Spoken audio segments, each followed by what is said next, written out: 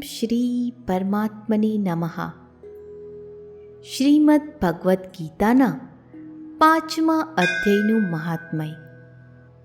શ્રી ભગવાન કહે છે, દેવી, હવે સૌ કોઈ દ્વારા સન્માનિત 5મા અધ્યાયનું મહાત્મય સંક્ષેપમાં જણાવું છું. સાવધાન થઈને સાંભળો. મદ્ર દેશમાં પુરુકુત્સપુર નામનું એક નગર હતું. એમાં પિંગળ નામનો એક બ્રાહ્મણ રહેતો હતો. એ વેદપાઠી બ્રાહ્મણોના વિખ્યાત વંશમાં જે બધી રીતે નિષ્કલંક ઉત્પન્ન થયો હતો, પરંતુ પોતાના કુળ માટે ઉચિત વેદશાસ્ત્રોના સ્વાધ્યાયને છોડીને ઢોલ વગેરે વગાડતા વગાડતા એણે નાચ ગાનમાં મન પોરવ્યું. ગીત, નૃત્ય અને વાજા વગાડવાની કળામાં પરિશ્રમ કરીને પિંગળે ઘણી પ્રસિદ્ધિ પ્રાપ્ત કરી હતી અને એના લીધે એનો રાજભવનમાં પણ પ્રવેશ થઈ ગયો. હવે એ રાજાની સાથે રહેવા માંડ્યો અને પારકી સ્ત્રીઓને બોલાવીને એમનો ઉપભોગ કરવા માંડ્યો. સ્ત્રીઓ સિવાય બીજે ક્યાંય એનું મન ચોંટતું ન હતું. ધીમે ધીમે અભિમાન વધી જવાથી એ એકાંતમાં રાજાને બીજા લોકોના દોષ જણાવવા માંડ્યો. પિંગળની એક પત્ની હતી જેનું નામ હતું અરુણા. એ નીચ કુળમાં જન્મી હતી અને કામી પુરુષો સાથે વિહાર કરવાની ઈચ્છાથી સદા એમની જ શોધમાં ભમ્યા કરતી હતી. એણે પતિને પોતાના માર્ગનો કાંટો સમજીને એક દિવસ અડધી રાતે ઘરની અંદર જ એનું માથું કાપીને મારી નાખ્યો અને એના શબને જમીનમાં દાટી દીધું. આ રીતે પ્રાણ વિયોગ થતાં એ યમલોકમાં પહોંચ્યો અને ભીષણ નરકોનો ઉપભોગ કરીને નિર્જન વનમાં ગિદ્ધ થયો. અરુણા પણ ભગંદર રોગથી પોતાનું સુંદર શરીર ત્યજીને ઘોર નરક ભોગવ્યા પછી એ જ વનમાં પોપટી થઈ. એક દિવસ એ દાણો ચણવાની ઈચ્છાથી આમ તેમ ઠેકી રહી હતી. એટલામાં જ પેલા ગીધે પૂર્વજન્મના વેરનું સ્મરણ કરીને એને પોતાના તીક્ષ્ણ નખોથી ફાડી નાખી. પોપટી ઘાયલ થઈને પાણીથી ભરેલી મનુષ્યની ખોપરીમાં પડી. ગીધે પછી એના પર ઝપટ મારી. એટલામાં જ ઝાડ પાથરનારા ચીડીમારોએ એના પર બાણનું લક્ષ્ય બનાવ્યું. એની પૂર્વજન્મની પત્ની પોપટી એ ખોપરીના જળમાં ડૂબીને પ્રાણ ત્યાગી ચૂકી હતી. પછી એ ક્રૂર પક્ષી પણ એમાં પડીને ડૂબી ગયું. ત્યારે યમરાજના દૂતો એ બંનેને યમરાજના લોકમાં લઈ ગયા. ત્યાં પોતાના પૂર્વકૃત પાપ કર્મને સ્મરીને બંને ભયભીત થઈ રહ્યા હતા. ત્યાર પછી યમરાજે જ્યારે એમના ઘૃણા ઉપજે એવા કર્મો પર દ્રષ્ટિ નાખી, ત્યારે એમને જાણ થઈ કે મૃત્યુના સમયે ઓચિંતા ખોપરીના જળમાં સ્નાન કરવાથી આ બંનેનું પાપ નષ્ટ થઈ ચૂક્યું છે. ત્યારે એમણે એ બંનેને મનોવાંછિત લોકમાં જવાની આજ્ઞા આપી. આ સાંભળીને પોતાના પાપને સ્મરતા સ્મરતા એ બંને મોટા વિસ્મયમાં પડ્યા અને નજીક જઈને ધર્મરાજના ચરણોમાં પ્રણામ કરીને પૂછવા લાગ્યા, ભગવાન, અમે બંનેએ પૂર્વજન્મમાં બહુ ધૃણિત પાપનો સંચય કર્યો છે, છતાં અમને મનોવાંછિત લોકમાં મોકલવાનું શું કારણ છે? જણાવો. યમરાજે કહ્યું, ગંગાના કિનારે વટ નામના એક ઉત્તમ બ્રહ્મજ્ઞાની રહેતા હતા. એ એકાંત સેવી મમત્વ વિનાના, શાંત, વિરક્ત અને કોઈના પ્રત્યે પણ દ્વેષ ન રાખનારા હતા. દરરોજ ગીતાના 5મ અધ્યાયનો જપ કરવાનો એમનો સદાનો નિયમ હતો. 5મ અધ્યાયનું શ્રવણ કરી લેવાથી મહાપાપી પુરુષ પણ સનાતન બ્રહ્મનું જ્ઞાન પામી જાય છે. એ જ પુણ્યના પ્રભાવથી શુદ્ધ ચિત્ત થઈને એમણે પોતાના શરીરનો પરિત્યાગ કર્યો હતો. ગીતાના પાઠથી જેમનું શરીર નિર્મળ થઈ ગયું હતું, જે આત્મજ્ઞાન પામી ચૂક્યા હતા, એ જ મહાત્માની ખોપરીનું જળ પામીને તમે બંને પવિત્ર થઈ ગયા છો.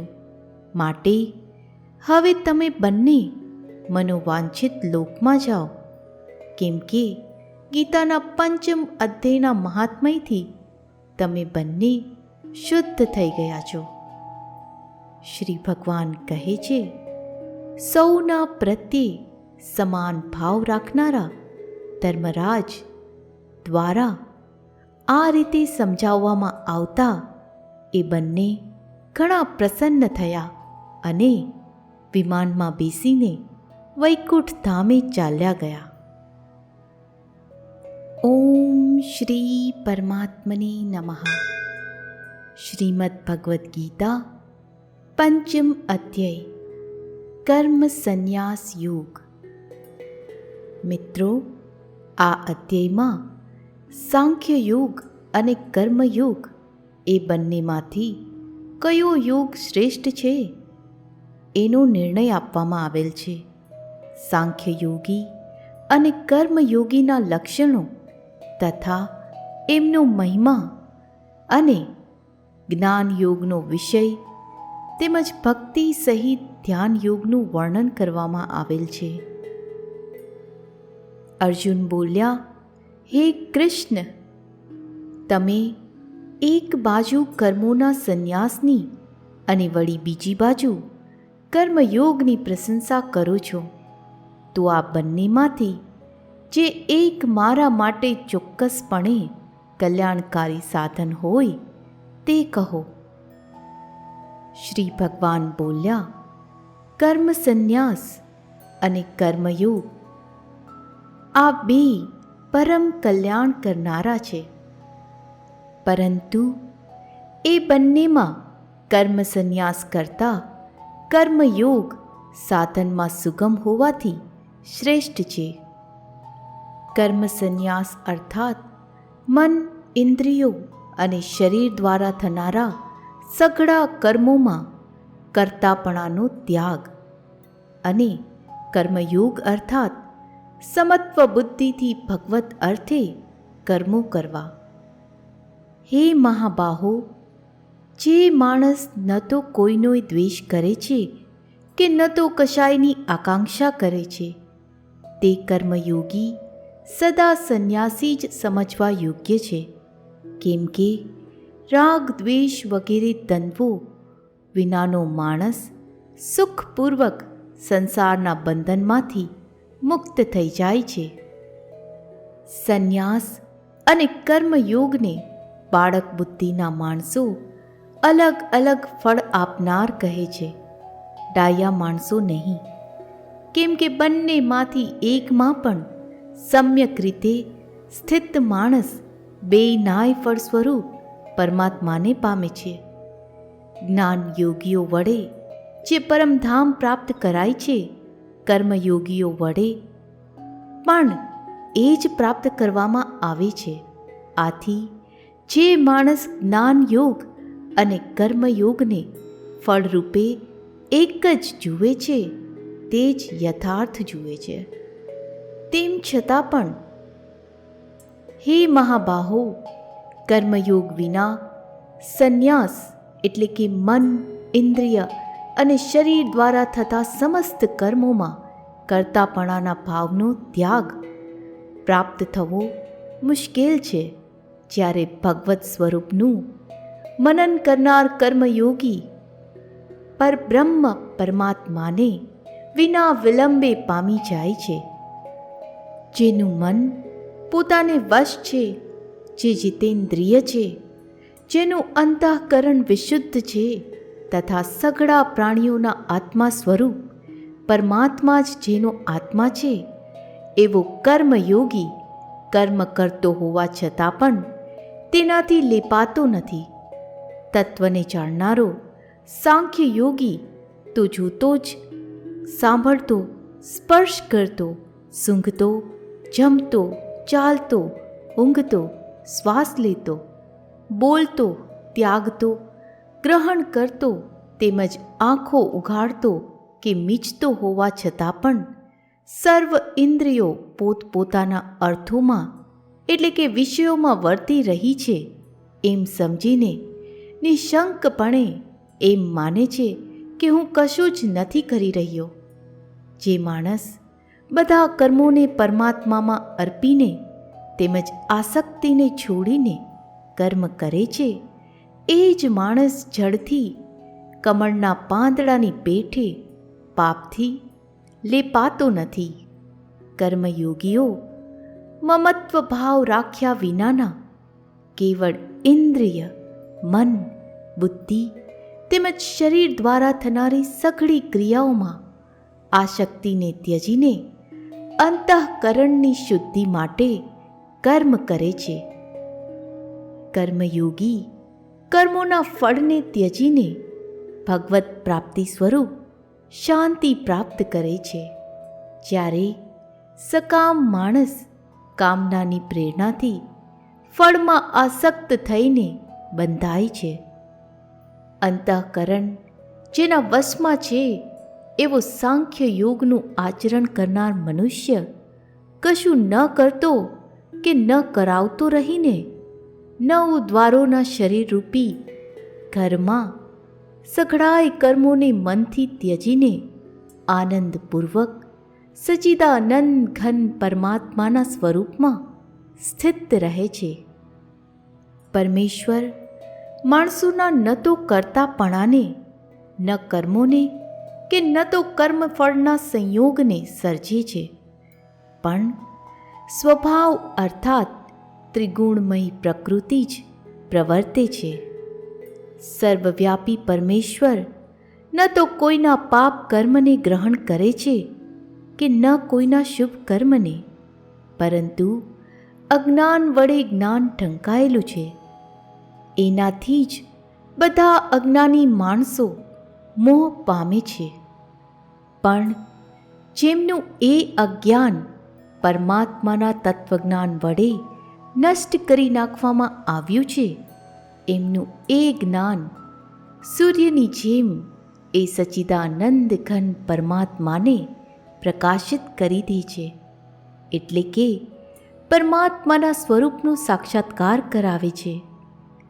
પરમાત્મામાં જેમનું મન તદ્રુપ્ત થઈ ગયું છે, પરમાત્મામાં જેમની બુદ્ધિ ત્રદુપ્ત થઈ રહી છે અને સચ્ચિદાનંદ ઘન પરમાત્મામાં જ જેમની નિરંતર એકાત્મ ભાવે સ્થિતિ છે, એવા પરમાત્મપરાયણ મનુષ્યો જ્ઞાન દ્વારા પાપ રહિત થઈને અપુનરાવૃત્તિને એટલે કે પરમ ગતિને પામે છે. એવા જ્ઞાનીજનો વિદ્યા અને વિનયશીલ બ્રાહ્મણમાં તથા ગાય, હાથી, કૂતરા અને ચાંડાળ માએ સમાન દ્રષ્ટિવાળા જ હોય છે.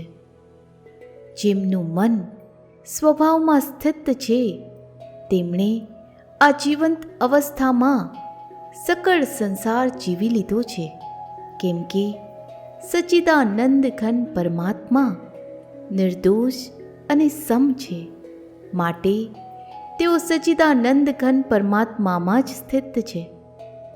જે માણસ પ્રિયને પામીને હરખાય નહીં, તેમજ અપ્રિયને પામીને અકળાય નહીં, એ સ્થિર બુદ્ધિનો અને સંશય વિનાનો બ્રહ્મવેતા મનુષ્ય સચ્ચિદાનંદ ઘન પરમાત્મામાં પરબ્રહ્મ રૂપે એકાત્મ ભાવે કાયમ સ્થિત રહે છે.